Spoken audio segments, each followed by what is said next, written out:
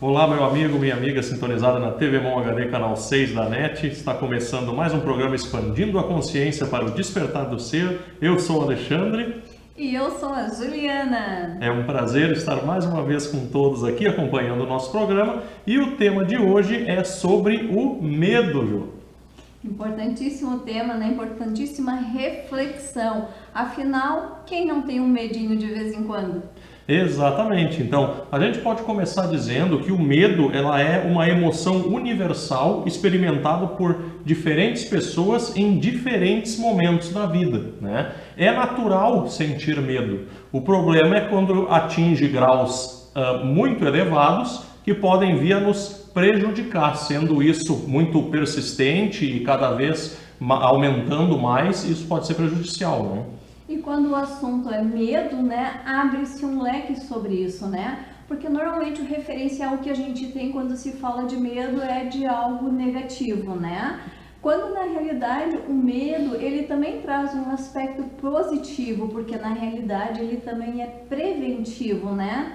O que se remete mais ao lado negativo é porque normalmente o que nos influencia mais no nosso dia a dia é o aspecto negativo, né? Então, o medo positivo são raras ocasiões em que ele acontece. Exatamente. Há quem diga que o medo nos deixa mais alerta, né? E desconfia-se da pessoa que tem coragem o tempo todo, né? Que isso pode dar algum aspecto de desequilíbrio, alguma coisa de invigilância, né? Parece que o medo te deixa sempre alerta, né? Com aquela necessidade de fazer tudo correto, né? Para que não fique daqui a pouco tão intenso e tão persistente que atrapalhe a qualidade de vida da pessoa, né?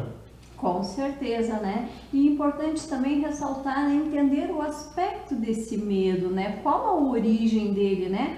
Por que nós temos medo e como tratá-lo? Exatamente. Então, há diversos enfoques aqui que durariam 2 ou 3 programas se a gente fosse falar todos, né? Mas a gente pode trazer alguns aqui e comentar dentro do nosso tempo, né? Nós temos um enfoque, por exemplo, que eu trouxe aqui, o enfoque psicológico, o enfoque terapêutico e o espiritual, né? Exato, né?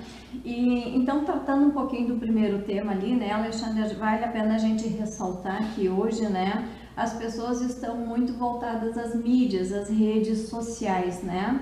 E é importante salientar que daí também provém-se já o medo, porque o que acontece, né? As pessoas estão olhando, estão vendo uma propaganda, um anúncio, e lá está um aspecto muito positivo, tudo é idealizado, né? Então a pessoa se entusiasma com aquela propaganda, se entusiasma com aquele enfoque, né, de algo que ela almeja ter. Só que na realidade, o dia a dia, na casa dela, isso não funciona assim. Não tá tudo muito bem estruturado.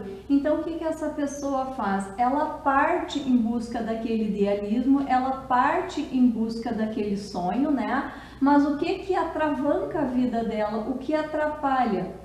O medo do fracasso. Sim, aqui tu citaste um dentro da situação que tu colocaste, né? Mas o medo do fracasso, um medo de não ser pertencente a uma sociedade, a um grupo, de não estar conquistando as mesmas coisas, o medo de um sucesso que é pré-concebido, né? Que já tem uma pré-conceituação daquilo ali, né? Ah, então é isso aqui que é o sucesso. Qualquer coisa diferente, então eu tenho medo de não alcançar. Né? Então é um enfoque que já abre um pouquinho mais para isso, né? E aí desencadeia, né, o lado emocional negativo, né? Porque esse medo traz as inseguranças, né? E a pessoa então não tem coragem de tomar o primeiro passo, não tem coragem de ir em busca dos seus sonhos, do seu sucesso, né? Pelo próprio medo de fracassar, pela insegurança, daqui a um pouco já começa a puxar outros gatilhos, né? Não se achar capaz, não se achar merecedor de tal coisa, né? Então desencadeia muitas coisas através do medo. Sim, e pensar que através da superação desse medo está uma sensação de liberdade mesmo, né? Uma sensação até de evolução, porque se eu tenho medo e eu não sigo para frente, eu fico estagnado. Eu não consigo, eu almejo ter aquilo, eu gostaria de ter aquilo, mas eu tenho medo de dar o primeiro passo. Muitas vezes por insegurança, por não ter um conhecimento sólido, mas a gente está aqui para buscar isso, né? E temos ajuda para isso, não temos? Exato. E quando a gente fala de medo, a gente praticamente está olhando para essa vida, né? Quem de nós nesse momento não fica pensando em quais são os nossos medos, quais são as nossas inseguranças, né? E busca tentar entender e tenta buscar forças, né, para reagir contra isso. Mas muitas vezes precisamos entender que esse medo, ele não é exatamente só dessa existência. Esse medo, ele ressalta já de vidas passadas, né? E quando a gente começa a compreender o nascimento, o surgimento desse medo, que é a raiz do problema, né? Que traz as consequências nessa atual reencarnação, as coisas ficam um pouco mais leves e mais fáceis de lidar. Exato, aí já é o enfoque espiritual dessa questão do medo, né? Que alguns colocam como o medo traumático na infância, né? Mas algumas vezes não houve nenhum acontecimento traumático na infância que poderia desencadear isso. Então vem da onde, né? Vem de uma personalidade congênita, vem de algo que essa alma já vem carregando com ela há um bom tempo e que a infância começa a dar as pinceladas de que há alguma coisa ali e que, se não for olhada com carinho, vai perdurar, vai aumentar, vai expandir, né? E na idade adulta vai ficar escancarado, né? E eu quero trazer uma clareza mais profunda sobre isso, né, Alexandre? Porque muitas vezes as pessoas pensam, né, eu não acredito nisso, né, porque até então eu não tinha esse medo e ele desencadeou de repente, de uma hora para outra, né? Então, para a gente tentar compreender, eu vou trazer, né, a história de um caso que eu acompanhei, por exemplo. Tinha uma moça e ela adorava, né, veranear, gostava de viajar, passear, caminhar na beira-mar, tomar seu banho, né, e era muito tranquila para ela, né. Só que até um determinado momento, né, era muito leve. Até que um certo dia ela se sentiu insegura de entrar no mar. Ela começou a sentir medo e isso se deu lá nos 31 anos de idade, né. Quando ela passou por um processo de regressão, né, que a gente trabalha isso com a psicoterapia reencarnacionista, trouxe um fato para ela que numa vida passada, nos 31 anos de idade dela, ela teria se afogado e veio ali então a desencarnar. Olha só, isso nos faz entender por que até os 31 anos de idade ela não tinha medo de mar, né? Porque até esse período não desencadeou um fato traumático que trouxesse esse medo, essa insegurança. Então, até aquela idade derradeira do desencarne dela de uma vida passada, nessa existência ela viveu muito bem, ela viveu muito tranquila. Quando ela atingiu o estágio dos 31 anos de idade nessa reencarnação, despertou o que aconteceu lá atrás. Ela se sintonizou naquela existência e veio desencadear então esse trauma, esse medo de se banhar-se no mar. Sim, então imagina desses 31 anos para frente, se ela não olha com carinho para esse medo, até quando ela vai ficar com isso? Até desencarnar? Né? Isso pode até se agravar, ou seja, não foi na infância, e quando pequena teve um acidente em uma piscina, por exemplo, alguma coisa assim. Não, foi exatamente na idade onde numa vida passada ela se afogou. Com os mesmos 31 anos, né? E aí é importante também a gente perceber, né? Porque todos nós temos sentimentos, né? Muitos profundos, muitas âncoras. E a gente está aqui exatamente, né? Para resolver, para dissolver tudo isso, ou ao menos para minimizar, né? Porque se a gente for olhar do ponto de vista espiritualista e do ponto de vista reencarnacionista, nós somos devedores. Então, por isso que nós estamos reencarnados aqui, né? Nós temos débitos de vidas passadas e a gente veio então para cumprir. Quando a gente fala de devedores, a gente não está falando apenas de ter feito mal a outra pessoa ou ter adquirido algum débito nesse sentido, né? Mas a gente fala a nós mesmos, algo para conosco que a gente não se comprometeu, que a gente não resolveu e simplesmente foi empurrando com a barriga. Então a gente veio nessa reencarnação com um compromisso, né, de saciar esse débito para conosco mesmo. Então a nossa encarnação aqui na Terra, né, Alexandre, nada mais é do que olhar para dentro de nós, né, e trabalhar.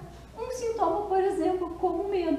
Exatamente, através das investigações do inconsciente, né? Antigamente conhecida como regressão, agora o termo está atualizado, né? Então, através disso é que há o desligamento desse medo, né? Com a devida anuência dos mentores da pessoa, né? E aí sim é feito o desligamento e aquele medo cessa. Com a autorização deles, é possível então combater esse medo justamente para que isso não perdure e venha prejudicar a evolução dessa pessoa na presente vida, né? Eu gosto muito de esclarecer, porque muitas vezes as pessoas pensam, né? Ah, então é só eu fazer uma regressão e eu estou curada do medo.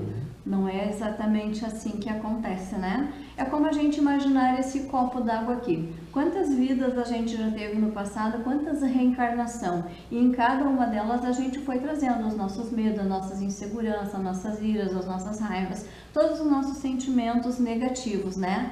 A cada acesso de uma investigação do inconsciente que a gente faz de uma vida passada, é como começar a esvaziar esse copo.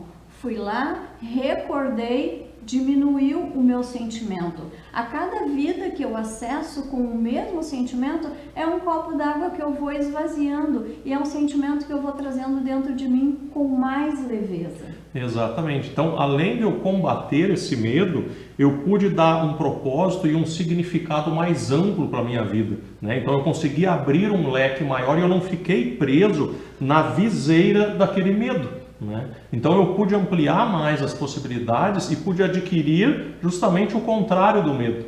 A coragem, a iniciativa, a ousadia, no bom sentido, né? Eu poder tocar a minha vida e até impactar outras pessoas que tiveram esse mesmo medo, que têm esse mesmo medo, né? Como é que ele conseguiu, né? E aí eu posso espalhar esse tipo de esclarecimento para os outros, né?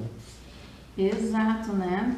Eu trouxe aqui que eu achei muito importante até a gente recordar, né? Porque a gente fica pensando hoje, né, Alexandre, e como eu trato esse medo, né? Vamos dizer que eu preciso enfrentá-lo, né? Mas eu não tenho coragem.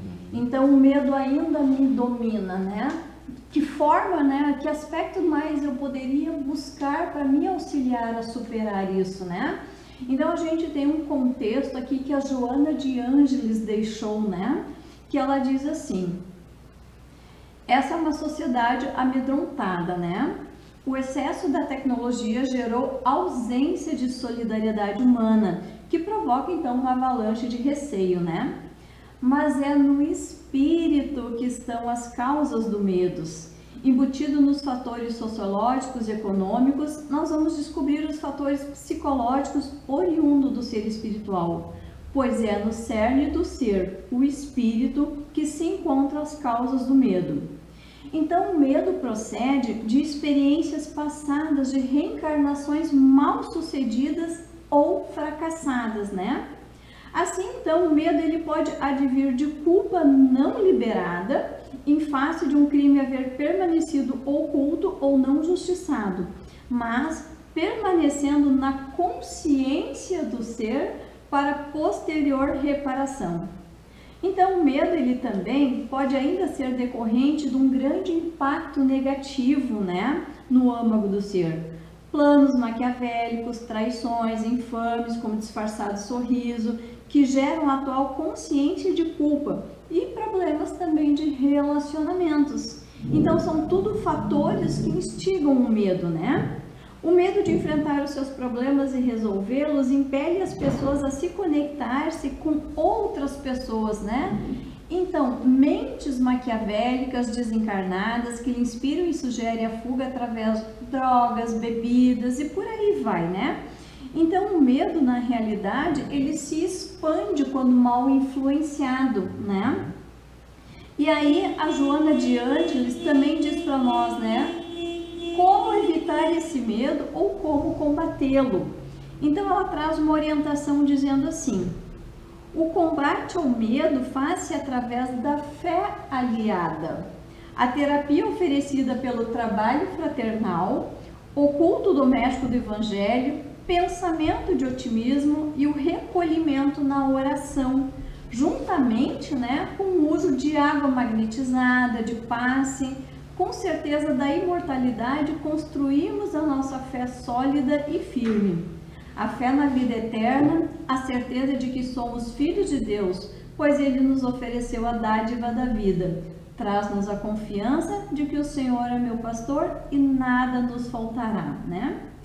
Então, aqui já está dizendo muita coisa, né, Alexandre? Porque quando ela fala na oração, quando ela fala do atendimento fraternal, solidário, né? Ela está falando também, porque lá no início a gente falou, né? A gente começou o assunto falando sobre as novas tecnologias, as competições, né? E isso foi deixando as pessoas cada vez mais individualista e menos fraternal. Então, quando a gente busca trazer isso para dentro da gente com um olhar mais fraterno, com um olhar mais solidário, a gente vai percebendo que a gente não está sozinho, a gente vai percebendo que a gente é acompanhado pelo um todo e tudo que a gente precisar, nada nos faltará. Sim. Com essa abordagem aí de tratamentos espirituais, né, a gente está vendo o medo de uma forma bem espiritual aqui. E ele já ficou mais leve. Vendo aqui as formas de tratamento espiritual, a forma como lidar com isso, fica mais natural essa emoção. E aí tu aprende a lidar com ele de uma maneira mais saudável e construtiva. O medo ele pode ser construtivo e não limitador, né? Isso se nós buscarmos a origem dele. Porque conviver com as certezas já é difícil, já é desafiador. Com dúvidas, então, pior ainda. Então, dentro do medo construtivo, que te deixa alerta, que te deixa uma pessoa buscadora de si mesmo, né? Da onde veio isso? Eu não posso ficar nisso por muito tempo. Eu não vou aguentar, eu não vou evoluir, eu não vou atingir os meus objetivos e metas, né? Eu não posso ambicionar nada, no bom sentido, se isso ainda me dominar. Então, eu tenho que transformá-lo num aliado. E acho que a Joana de Angelis fala muito bem nesse sentido. Com todos esses tratamentos espirituais, desperta ele não como inimigo, mas ele tem que ser um aliado teu, te mostrando o que tu precisa mudar, despertar para renascer. Né? Colocaste muito bem quando tu fala que ele desperta, né? Então, na realidade, o medo, ele desperta em nós o nosso propósito de vida, né? O que a gente veio fazer aqui. Então, todos os nossos sentimentos inferiores, né? Esse é o nosso propósito de vida, né? Combatê-los ou pelo menos aliviá-los. Tendo em mente que a nossa reencarnação aqui, ela é apenas uma passagem, né? Ela não é o fim da nossa história aqui, ela é um contínuo de vida, né? Então eu estou aqui para trabalhar esse medo que eu tenho, eu estou aqui para trabalhar as inseguranças que eu tenho, para enfrentar. Foi esse o propósito da minha reencarnação, a superação, né? Mas vamos dizer que quando o processo está muito difícil e sozinho eu não estou conseguindo, aí vem esses trabalhos fraternais, né? É hora da pessoa se reconhecer, né? Eu entendo, eu sinto, mas ainda assim eu não consigo. Então é o momento de buscar ajuda, de buscar auxílio, seja através da oração, do pedido para diretamente com Deus, aquilo que você acredita, o seu anjo, o seu protetor, seja aos seres humanos encarnados, terapeutas, psicólogos, né, trabalhos espirituais, enfim. Hoje nós temos aqui, né, infinitas possibilidades de atendimento acolhedor e fraterno, né, que possa auxiliar cada um de nós, né, nessa caminhada da evolução. Exato, tanto na parte de tratamento espiritual, quanto na parte terapêutica, que ambos vão se complementar nesse sentido. Né? Então é interessante que a gente busque um maior equilíbrio, uma maior força interior. Né? Tu pode buscar isso através da meditação, da yoga, da própria psicoterapia reencarnacionista, dos tratamentos espirituais, da busca do autoconhecimento, né? Não se voltar tanto para fora, né? O que os outros entendem como coragem, o que os outros entendem como objetivos, que se eu não conseguir me afinizar com eles, eu sempre vou sentir medo. Medo de dar certo, medo do sucesso, medo disso, medo daquilo. Porque eu estou me programando segundo o que os outros dizem. E se não vai ao encontro do meu senso de identidade, eu fico perdido, eu fico ansioso, né? Ansiedade, depressão, né? Que são os males do século, as doenças da alma. Isso só vai virando uma bola de neve e vai me fechando dentro do cárcere do medo. Né? E quando a gente fala em investigação, né, a gente não está falando só em investigação no sentido da psicoterapia reencarnacionista. Quando a gente fala da investigação, é na terapia, né, na terapia de conversa, que a gente vai juntamente, né, investigar esse medo, aonde foi a raiz desse problema, né? Então, dentro das terapias holísticas, hoje existem várias técnicas que a gente vai junto lá nessa caminhada, tentar entender aonde tudo isso surgiu e onde tudo isso começou. E quando eu fui buscar isso nessa minha vida, nessa minha existência, tinha um fator que eu não conseguiria compreender, porque tudo que eu tinha medo era de falar em público, tudo que eu tinha medo era de dar palestra, né? Qualquer lugar que eu fosse fazer um trabalho fraterno, poderia me colocar em qualquer posição, na portaria, na faxina, em qualquer situação, só que não me colocam na palestra, né? Porque me dava uma coisa que eu não ia conseguir, eu tinha medo, parecia que eu ia travar. E eu fiquei tentando entender o porquê daquilo, sabe? Por que eu tenho medo de falar em público? Por que eu tenho medo de palestras, né? Eu encaro qualquer coisa, mas menos isso.